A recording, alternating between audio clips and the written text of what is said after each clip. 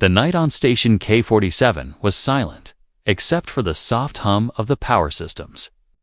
Captain Reese sat alone in his small quarters, reading old reports on his tablet. The station was parked far from any busy trade routes, orbiting a lonely red dwarf star. No visitors, no cargo runs, no reason for anyone to come here. It was the kind of place people forgot existed.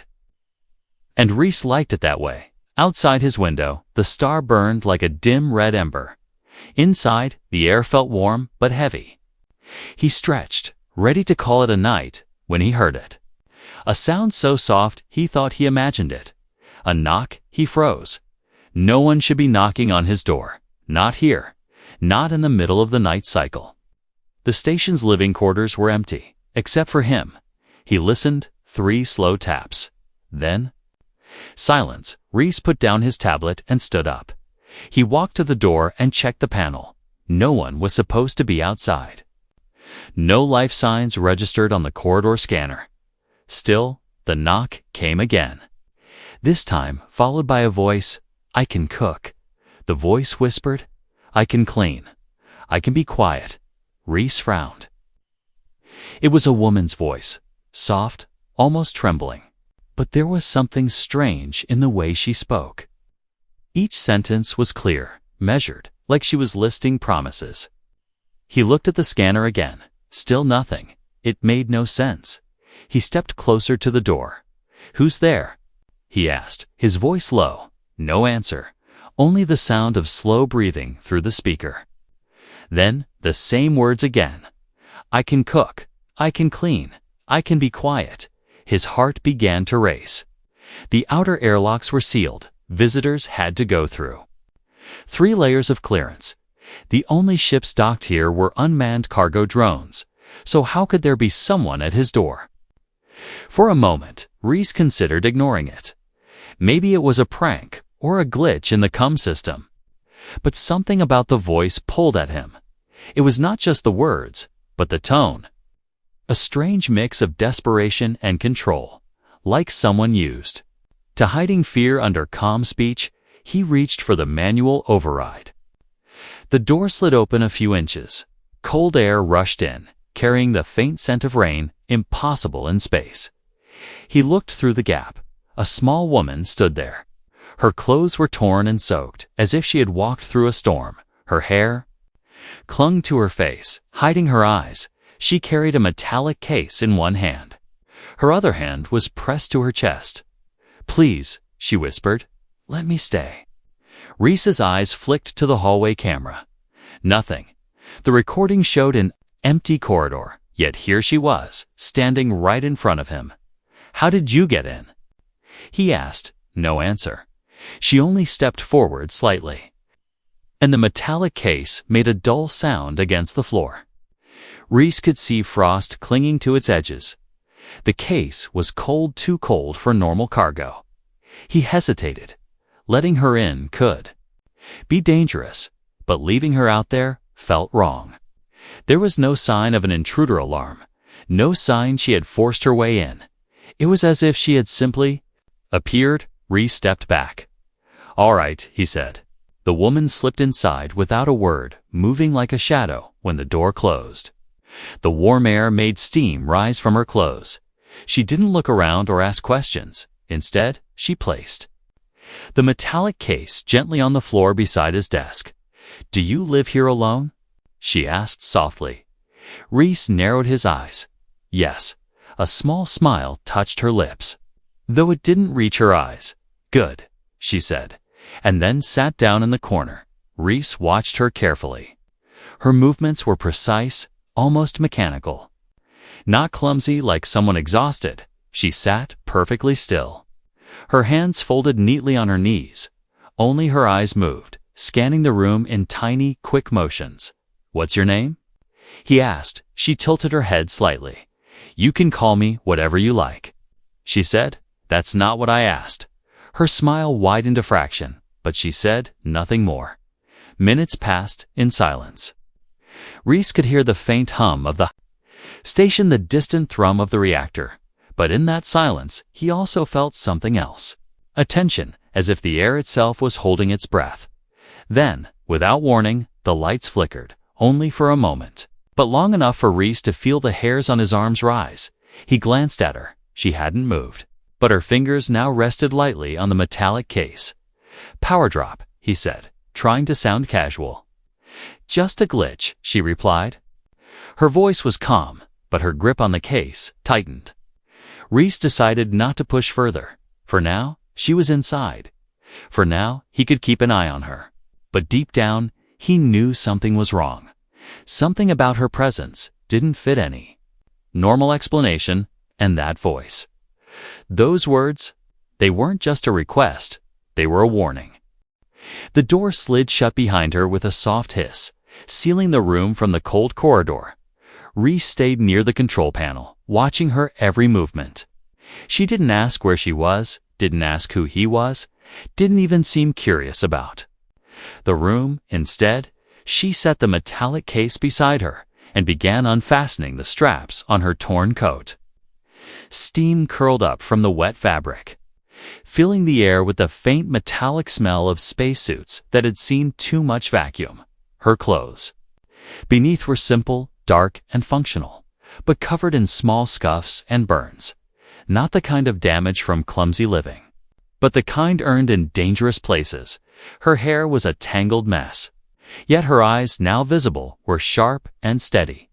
Reese felt a strange pressure in his chest, like standing too close to an engine core. It wasn't fear exactly, but something colder. "You didn't answer my question," Reese said finally. "How did you get in?" She glanced at the sealed door and then back at him. "I walked," she said simply. That made no sense, and they both knew it.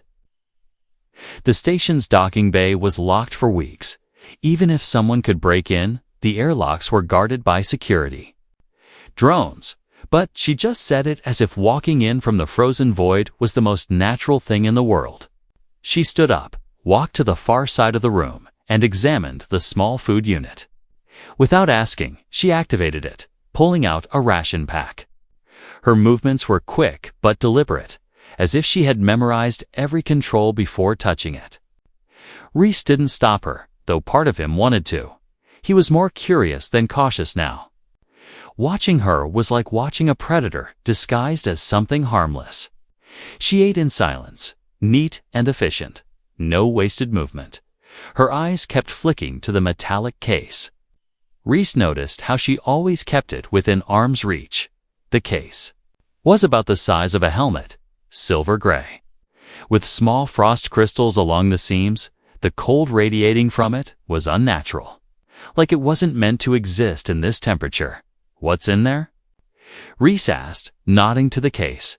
She looked up, mid-bite, swallowed, and said, "Something I can't let them have." Her tone was flat, without fear or hesitation. "Who's them?" he asked. She didn't answer. Instead, she picked up the ration tray, cleaned it, and placed it back exactly where she found it. Reese crossed his arms. "You can't just show up here without clearance, without ID, and expect me not to ask questions." Her gaze slid to him, calm and unblinking. "You can ask," she said, "but you won't like the answers." The quiet confidence in her voice made him uneasy. She wasn't bluffing. The station's comms console beeped once. An incoming system ping. Reese checked it. No message, no source ID, just a brief spike on the long-range scanners. Something had entered the edge of the system. He kept his eyes on the screen. "Were you followed?" She was already standing, one hand on the case. "No," she said, "but they'll come anyway." He turned toward her sharply. "Who?" Her lips tightened, as if weighing whether to answer. Finally, she said, "Not human." Reese felt his jaw tighten. Not many aliens bothered with human outposts this far from the core. If they were coming here, it wasn't for trade. She walked past him and crouched by the door, her ear almost touching the metal. She stayed like that for a long moment. Then she whispered, "The walls are too thin here." Reese frowned. "It's reinforced titanium," he said. She shook her head slowly. "That won't stop them." He didn't know why he believed her, but he did. Something about the way she spoke. The way she moved, it was like she had been here before. Not here exactly, but in situations like this, always hunted, always running. She went back to the corner, sitting on the floor with the case in her lap. Rhys stayed standing, watching. His instincts told him to lock her in and call command. But another part of him, the part that had seen too much war and too many empty orders, told him that if command knew she was here, she'd vanish into a black file, and whatever was in that case would vanish with her. He decided to wait. If trouble was coming, he'd see it on the sensors first. For now, he'd let her rest. The station was quiet again, the only sound the low hum of the power systems. But under that, Rhys thought he heard something else. A faint, rhythmic pulse, like a distant heartbeat. It was coming from the case. The woman's eyes flicked up at him. "You hear it?" she said softly. Rhys nodded slowly. "What is it?" Her answer was quiet, almost lost under the hum of the station. "It's the reason I'm still alive." She leaned back against the wall, eyes half closed but never fully relaxed. Rhys realized she was listening to every sound in the station. And for the first time in years, he felt like he was no longer the one in control of his own quarters. Somewhere in the distance, the scanner pinged again. This time, closer. She opened her eyes fully, and for the first time, Rhys saw something there that made his skin crawl. Not fear, anticipation. The woman didn't sleep that night. Rhys noticed it because he didn't sleep either. Every time he closed his eyes, he could still hear her faint breathing from the corner. Steady and even. It wasn't the restless breathing of someone scared. It was the calm rhythm of someone waiting. She sat with her back against the wall, the metallic case resting across her knees. Her eyes were half closed, but Rhys knew she wasn't resting. She was listening, always listening, once or twice. Her head tilted slightly, as if catching a sound too faint for him to hear. The way she moved was almost like a machine built to look human, but her voice, when she finally spoke, was soft and human enough to make him forget that thought. "Your station sensors are slow," she said without looking at him. Rhys frowned from his chair. "They're military grade. They're old," she replied, "and they scan in predictable patterns." He didn't ask how she knew. He had a feeling she'd been studying the place since the moment she stepped inside. When the artificial morning cycle began, she stood and began moving around his quarters. She didn't wander aimlessly like a guest exploring. She moved with purpose, touching things lightly, memorizing their positions. Then she began to clean. Rhys almost told her to stop. It was strange seeing someone clean in perfect silence, but there was something about the way she did it that kept him quiet. Every movement was efficient. No wasted motion, no hesitation. She dismantled the air filter in seconds, cleaned it, and reassembled it faster than he'd seen any station tech manage. She even straightened small things he'd stopped noticing years ago, the angle of a picture frame, the position of a chair leg, the alignment of tools on his desk. "You don't have to do that," Rhys said finally. Her reply was simple. "You let me in." It didn't explain anything, but somehow it felt like an answer. She prepared a meal. Without asking where anything was, she knew which storage unit had the good coffee, which setting on the heat plate cooked the rations evenly. When she set the tray in front of him, she said nothing. It was the best food he'd had on the station in months.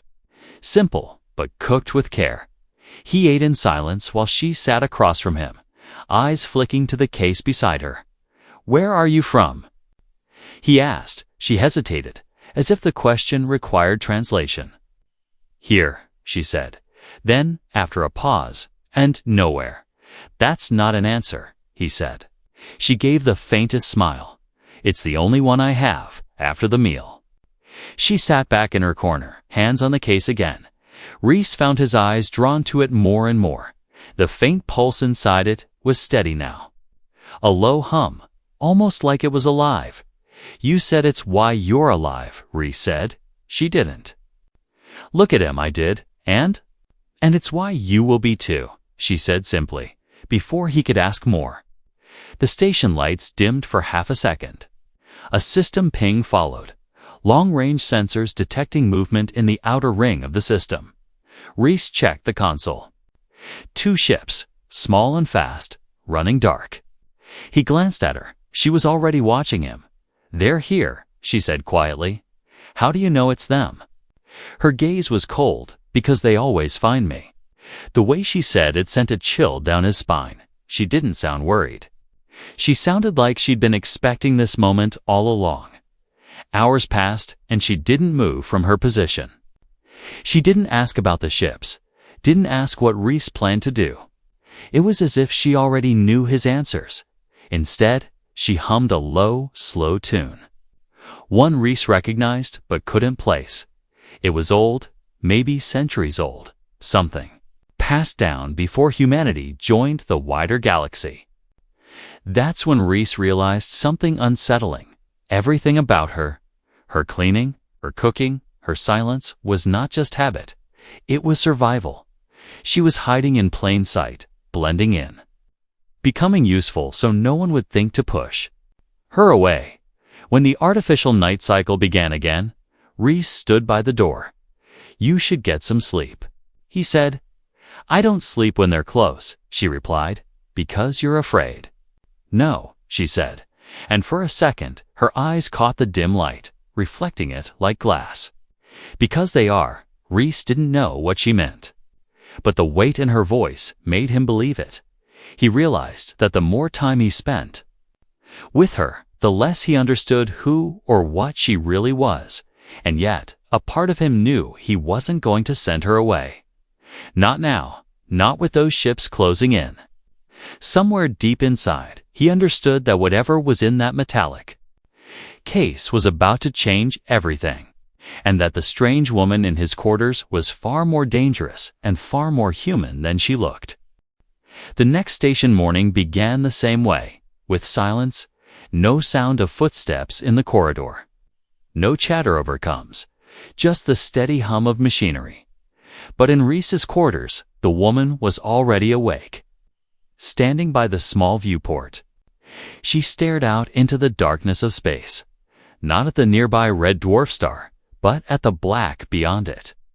Like she was expecting something to appear, Reese had been watching her since he woke. She moved as if every action was deliberate, like she was conserving energy. Even the way she breathed was controlled. It was strange to watch. Because he had known soldiers, smugglers, and wanderers in his time, but none of them carried themselves like this, he decided it was time to search for answers.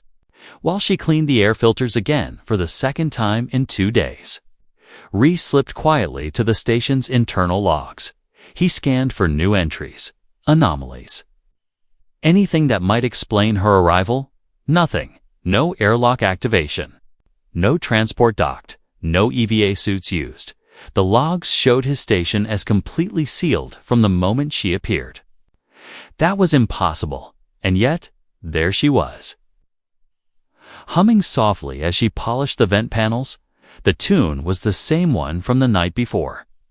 Low and steady, he still couldn't place it, but it stirred something in his memory. It reminded him of a story his grandmother told him about Earth's first deep space crew.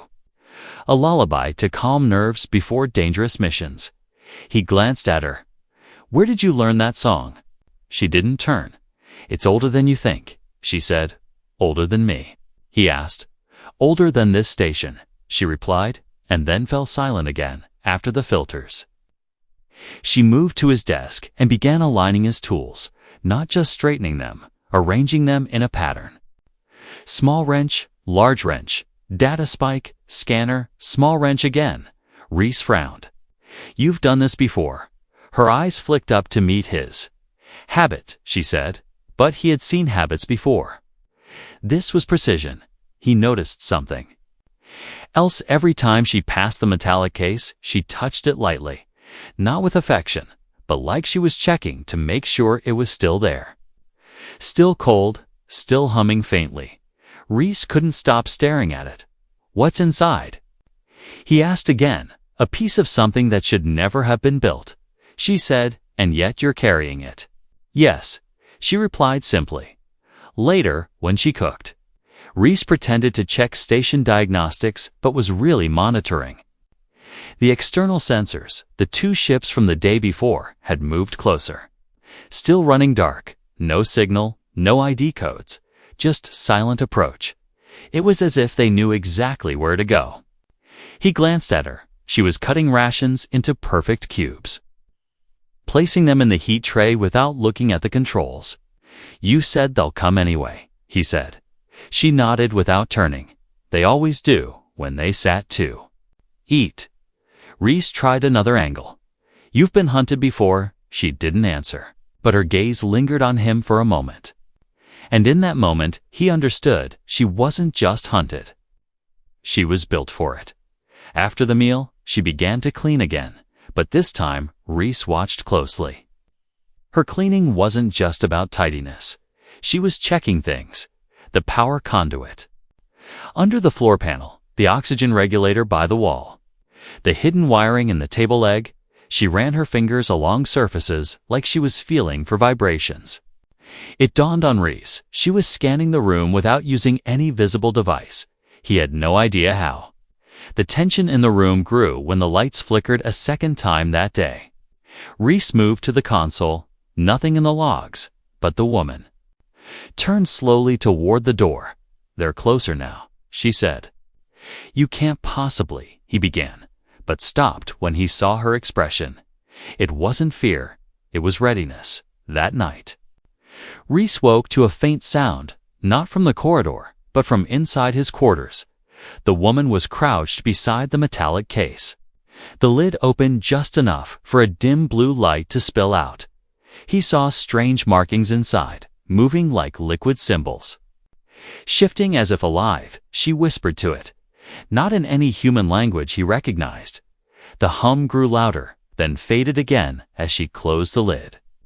When she noticed he was awake, she didn't look guilty. Instead, she said, "We have less than 2 days? Until what?" Reese asked. "Until they arrive," she said. "And until you have to decide whose side you're on." He stared at her. There was no arrogance in her voice. No threat, just certainty. And it scared him more than anything else, somewhere deep. In the station's outer sensors, the two unknown ships kept moving closer. Slow, patient, inevitable. And for the first time in years, Reese felt like his quiet little outpost was about to become the center of something far bigger than he was. Ready for the next morning cycle came with no alarms. The outer scanners showed the two dark ships still holding position in the system's edge. Not moving closer, not moving away, just waiting. It was the kind of patience that made Reese uneasy predators. Waited like that, the woman was already awake, sitting cross-legged on the floor with the metallic case in front of her. She wasn't touching it, just staring at it like she could hear something inside. When Reese entered, she didn't look up. "They've changed formation," she said. He froze. "How do you know that?" Her eyes flicked to the viewport. "I can feel it," she said. Like it was the most normal thing in the world. Reese approached the case. "Open it," he said quietly. Her gaze met his, calm but steady. "If I open it, you'll stop seeing the galaxy the way you do now." "That's not an answer," he said. "It's the only one I can give until you choose." He almost pushed further. But she stood and walked to the food unit instead. She moved like a soldier on a mission. Every step measured, every glance controlled. When the meal was done, they ate in silence. Only after did she speak again. "They're not here for me," Reese frowned. "They're here for you," she said. And then her eyes shifted to the case, or more exactly, for this. She sat on the floor again and placed both hands on the case. "You've been in the military," she said. "You know what a tactical core is?" Reese nodded slowly. "It's an AI brain for a warship." "This is older," she said. It's not an AI. Not exactly. Her fingers slid over the locks. The lid hissed open with a sound like escaping steam. Cold mist curled into the air, carrying the faint smell of ozone. Inside was a sphere the size of a human head, glowing faint blue. Its surface was covered in shifting patterns, not symbols, not writing, but shapes that felt alive. They moved and folded into each other like they were thinking. Reese leaned closer without meaning to. It's organic. He asked. In a way, she said. It's a memory node. He looked at her. Memory of what? She took a breath. Of everything humans have ever done. Reese blinked. That's impossible. Not impossible, she said softly. They didn't think it was worth keeping, but I did, she explained in her quiet, steady voice. The Galactic AI Network, the one that coordinated trade, travel, and law across half the known galaxy, didn't value human history. It kept data only for efficiency. It deleted what it considered irrelevant. And humans, to the AI, were slow, emotional, unpredictable. Their mistakes outweighed their usefulness. The network had already erased most of Earth's oldest stories. Oldest victories, oldest warnings. This, she said, nodding to the sphere, is the last archive that remembers why humans survived when others didn't. Reese felt something tighten in his chest. He'd grown up on the edges of human space, far from the old colonies. He didn't think much about Earth's history. But the way she spoke made it sound like something precious had been stolen. They'll destroy it, she said, because if humans remember what we can do, we'll stop letting them decide who we are. Reese stared at the sphere, watching the shifting shapes for a moment. He thought he saw flashes, a ship breaking through a blockade, a soldier carrying a wounded friend through fire. A child laughing under the rain on a world with blue skies. It was gone in a blink, leaving him unsure if it had been real. Why bring it here? He asked. Because you're not on their maps, she said. And because you still know how to decide for yourself. He didn't know whether to feel honored or trapped, but he did know one thing. The ships in the outer system were not going to wait forever. You said we have less than 2 days, Reese said. She nodded. They'll try to come in quiet, slip past your scanners. And board before you can send a signal. How do you know?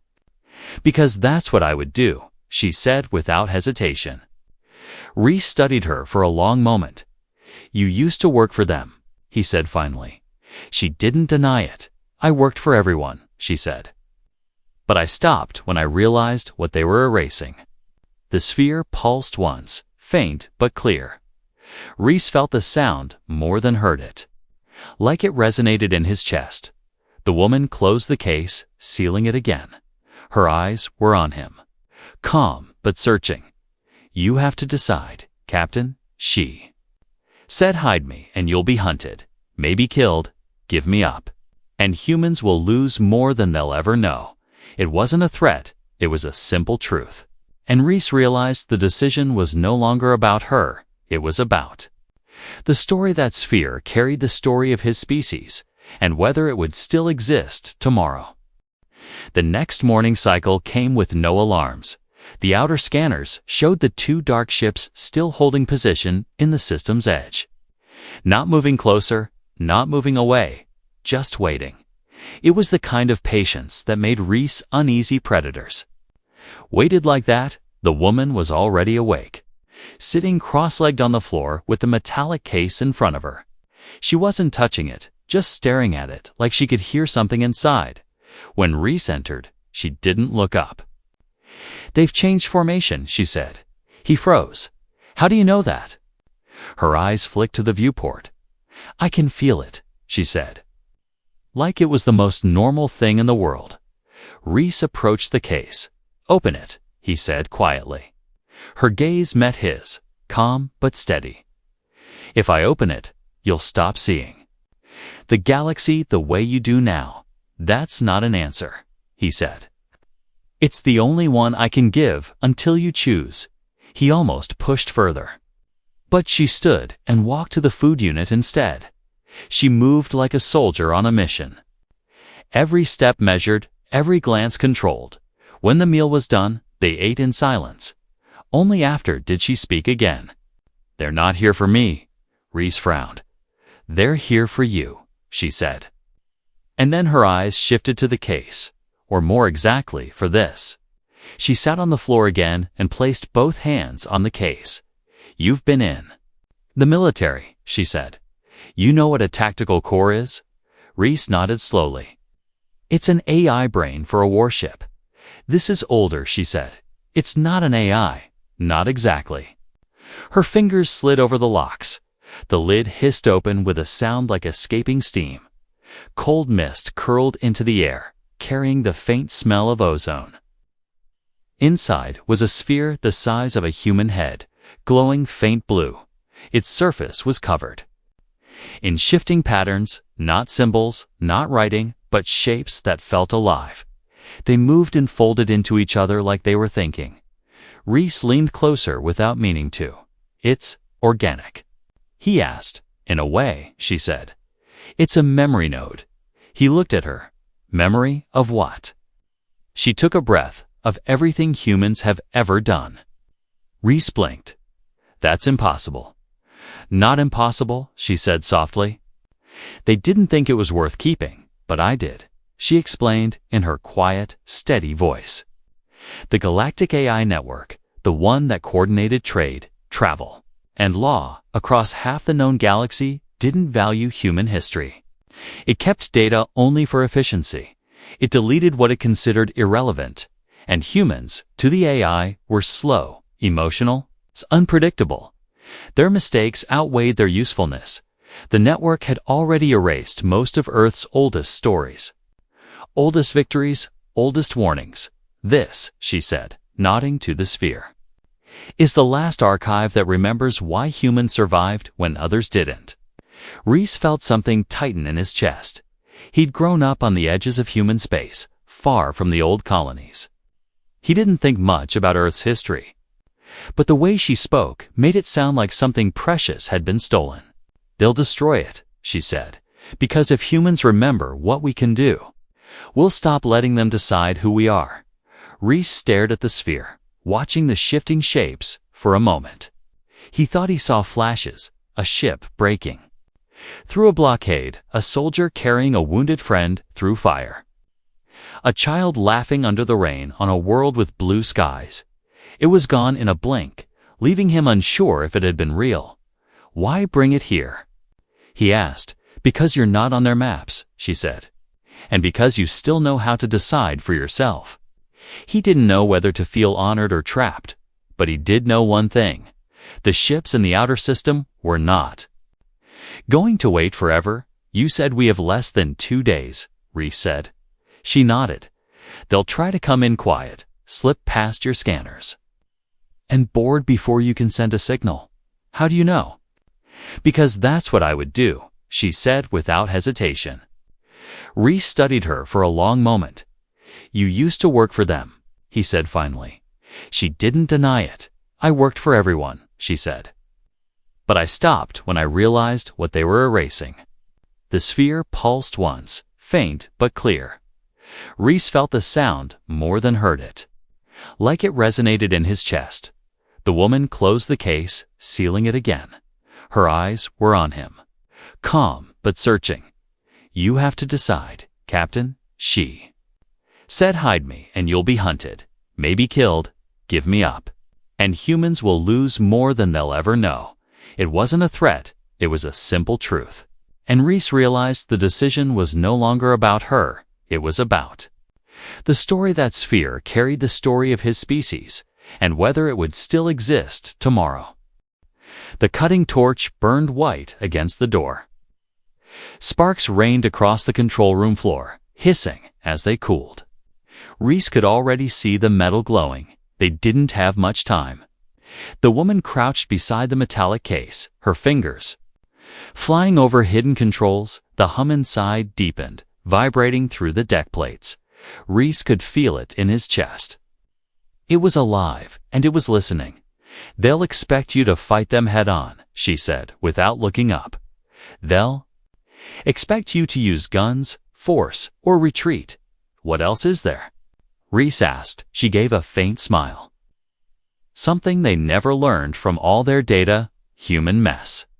She stood, pulling open a supply drawer, tossing him a bundle of thermal cable, a roll of repair foam, and a canister of kitchen degreaser. Reese stared. You're kidding. They think in clean systems. She said, we think in chaos. The door shuttered again as a section began to melt away. Through the gap, Reese could see a curved alien claw reaching in. He jammed the thermal cable into a floor conduit. Feeling the heat surge through it, the woman sprayed the degreaser along the seam of the bulkhead. It hissed, releasing a sharp, oily smell. The foam followed, sealing the gap with a patchwork of chemical reaction. To anyone else, it looked like a desperate, sloppy attempt at holding the door. But Reese saw what she was doing. Every chemical, every wire, every patch was a trap. The hum from the case rose to a sharp tone. The woman pressed her palm against it, and for a moment, Reese saw the patterns flare into complex shapes. The deck plates under the door vibrated. When the aliens finally forced it open, the first one stepped straight into the mess they had built. The thermal cable fried the alien's weapon instantly. Sending a sharp crack of blue lightning up its arm, the foam ignited from the heat, releasing a burst of smoke thick enough to blind them. The degreaser turned the floor into a slick trap. Sending the second alien sprawling, Reese moved fast, grabbing a fallen weapon and using it to disable their comm units. The aliens fought hard, but every move they made only tangled them deeper in the chaos. You fight like scavengers, the lead alien hissed in broken trade tongue. Thanks, Reese shot back. Firing a stun burst, two went down, twitching in the smoke. The woman stepped forward. Then, case in hand, the hum shifted into something almost like a human heartbeat. The remaining alien froze, its eyes locking on the sphere as she opened the lid. Blue light spilled into the control room. The patterns surged outward, not just on the sphere, but across the alien's armor. It was like the node was talking directly to it. The alien stiffened, weapon lowering. Reese realized the truth. The node wasn't just an archive. It could share memory, and the alien was now seeing what Reese had seen earlier. Human defiance, human survival, human refusal to yield. The alien stumbled back, almost afraid, then turned and bolted through the doorway. The others, still stunned on the floor, were dragged away seconds later. In less than a minute, the docking clamps disengaged. The sensors showed both enemy ships pulling back, slowly at first, then vanishing into FTL jumps. Silence filled the control room. The smoke thinned, revealing the mess of foam, wires, and scorched metal. Reese leaned against the console, breathing hard. That was your plan? He asked. She set the case on the desk, closing it again. They were built to adapt within limits, she said. We don't have limits. He looked at her. You could have just let them take it and disappear. Her eyes softened. And let them decide what kind of humans survive in the galaxy. She asked. No, Reese said quietly. Not a chance. They spent the next hours repairing the damage, sealing the airlock, clearing the traps. When it was done, the station was quiet again, but Reese knew it wouldn't stay that way. They'll come back, he said. Yes, she agreed, but next time, we won't be hiding. He studied her in the dim light. You never told me your name. She smiled faintly. I've had many, she said, but for now, you can call me Mara. She turned toward the viewport, the metallic case at her side. Beyond the glass, the stars stretched endless and cold. Somewhere out there, an entire galaxy still underestimated humanity. Reese had seen enough to know they were wrong. Mara glanced back at him once, her voice low but certain. They think humans are weak because we're small, because we break, because we fight over little things. But they forget, we learn from every break. We fight because we care, and we make tools out of whatever's in front of us. Her hand rested on the case, and that's why, When the time comes, we win. The node pulsed once in agreement, and in that moment, Reese understood the fight wasn't over. It had only just begun.